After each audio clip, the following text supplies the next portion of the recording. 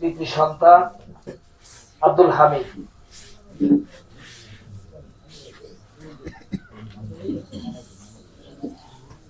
বিসমিল্লাহির রহমানির রহিম। আজকে 11 নং ধারাপাড়া ইউনিয়নের 4 নং ওয়ার্ড মধ্যপাড়া অফিস উদ্বোধনের সম্মানিত সভাপতি আরো উপস্থিত আছেন 11 নং ধারাপাড়া ইউনিয়নের সম্মানিত সভাপতি জনাব শামসুল আলম, আরো উপস্থিত আছেন ধারাপাড়া ইউনিয়ন বিএনপির সাধারণ সম্পাদক শেখ রফিকুল ইসলাম, উপস্থিত উপজেলা বিএনপির সদস্য, ধারাপাড়া ইউনিয়ন যুবদল, ছাত্রদল, অত্র এলাকার সম্মানিত মুরব্বিয়ান, সবাইকে আমার সালাম। আসসালামু আলাইকুম। সবাই বক্তব্য তো সবাই দিয়ে ফেলাইছে।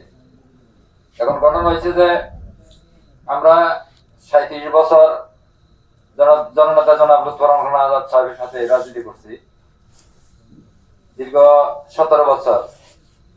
উনি তো ওই যে খেত যেমন লিজ লাগায়, পুকুর লিজ লাগায়, এরকম 17 বছর আমানুর রহমান খান রানা স্বতন্ত্র প্রার্থী, খান বংশের সন্তান, উনিও খান বংশেরই। আর রানার কাছে উনি গাটার রিলিজ দিয়ে উনি চলে গেছিল, যার কারণে ওনার বিরুদ্ধে কোনো মামলাও নাই, মোকদ্দমাও নাই। যারা এই ঘাটালে বিএনপি, ছাত্রদল, যুবদল যারা রাজনীতি করছে, কারণ মাথা ছাড়া তো আসলে কোনো কিছু হয় না, পরিবারের একজন মাথার প্রয়োজন আছে। উনি হচ্ছে আমাদের মাথা, উনি নাই। যার কারণে ওই যে ভাই বলে গেছে, আমরা যখন পলাইয়ে থাকছি তখন তো ওই যে পাহাড়ে কোনো যুগ ছিল না, জানকিতে যুগের অভাব নাই। ঘটনা হয়েছে যে আমরা তো সবাই বিএনপি করি, তাই না? আমরা জিয়ার আদর্শবাদী, জিয়ার আদর্শ ধারণ করে আজকে আমরা এই পর্যন্ত আসছি, তো ভবিষ্যতে থাকবো ইনশাল্লাহ। তো এখানে মনে করেন যে লুৎফর রহমান আজাদ 1991 থেকে 2001 সাল পর্যন্ত উনি মন্ত্রী, উপমন্ত্রী, প্রতিমন্ত্রী সব ছিল। উনি কোনো কিছুর অভাব ছিল না।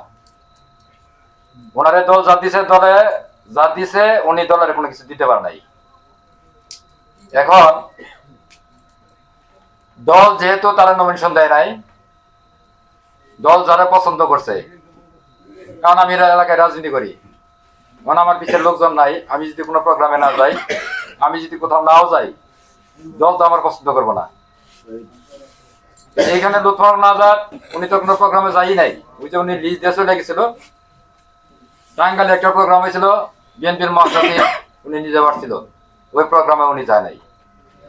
আসলে দলের প্রতি তেমন একটা আর ই নাই আর কি, অনীহা প্রকাশ করছে, যেটা দল ওনার পছন্দ, ওনার ভালো লাগে না। কারণ আসলে তো ওনার বংশগত সকলে আওয়ামী করে।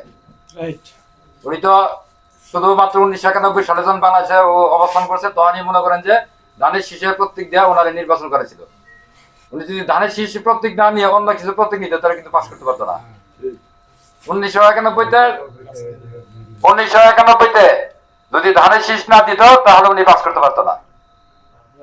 আজকে যার উসিলায়, যার আজকে এই পর্যন্ত উনি আসছেন, এগিয়ে আসছেন, উনি আমাদের মাঝে নাই, উনি চলে গেছে। চলে যেতে সবারই যাইতেই হবে।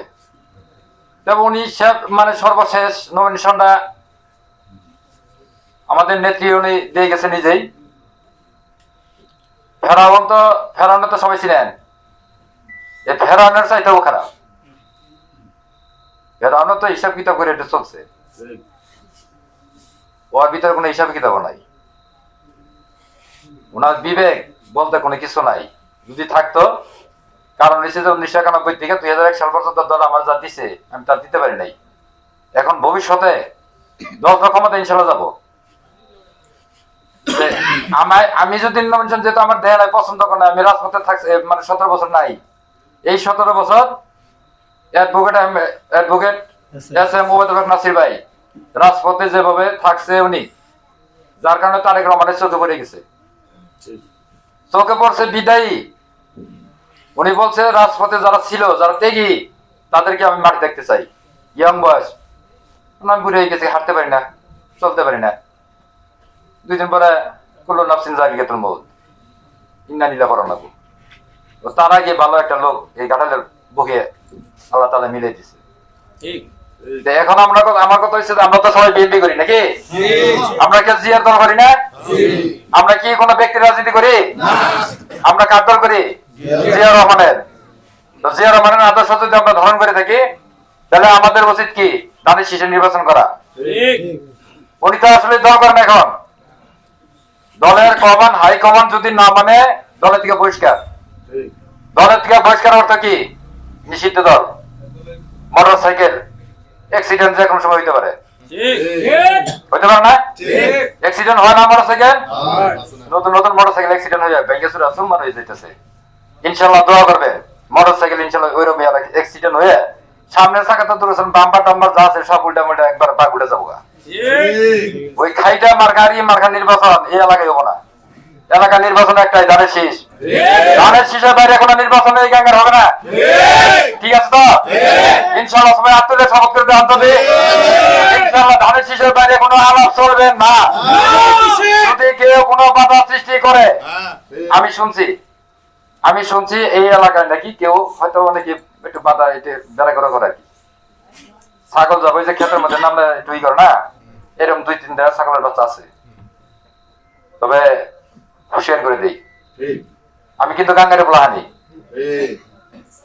আর একটা বার যদি আমার কানে আছে, যদি কেউ এই রাস্তাঘাটের কারণে যদি কোনো ব্যাঘাত করার চেষ্টা করে তাহলে কিন্তু অস্তিত্ব থাকবো না। ধানের শীষের বাইরে কোনো কথাই চলবো না। আলাপ শেষ। সবাইকে ধন্যবাদ জানিয়ে আমি আমার বক্তব্য শেষ করছি। আসসালামু আলাইকুম। ধন্যবাদ।